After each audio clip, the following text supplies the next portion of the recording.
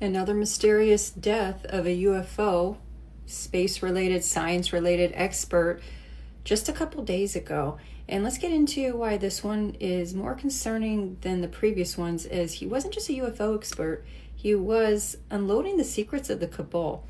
I'm going to give you the viewpoints of influencers on this one because so many people are talking about it, and I'll let you hear from him himself and let me know what you think. This is Daily Debunks, April 22nd. He was a leading forefront in the disclosure, the last chance to register. He had planned multi-hour podcasts, YouTubes going on Sundays. Deep state doesn't want you to know the truth about extraterrestrials and aliens, but the president of the United States in February said that he's directing all agencies to release all of those related files, and then all of these UFO researchers and scientists end up.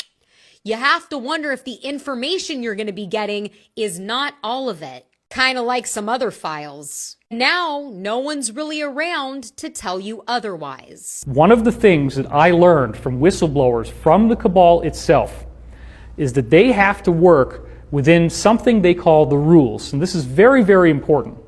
The rules are a body of spiritual principles that they must follow in order to be allowed to exist. Now, what do I mean by allowed to exist? I mean that they are aware that there are benevolent forces that will prevent them from achieving their goals unless we give them permission to enslave us. Ultimately, the universe is intelligent, alive, and conscious, and it is benevolent. It is a benevolent consciousness. That consciousness does not allow the negative to succeed unless it is invited. So the cabal has made a science, a very elaborate science, out of studying these arcane, occult, magical principles that allow them to get away with what they do. Doesn't this kind of remind you of those old school vampire movies where the vampires couldn't come in unless you invite them? Yeah, he's talking about that. He was the writer of the Ascension Mysteries, but he also was revealing the mysteries of the dark, sinister cabal.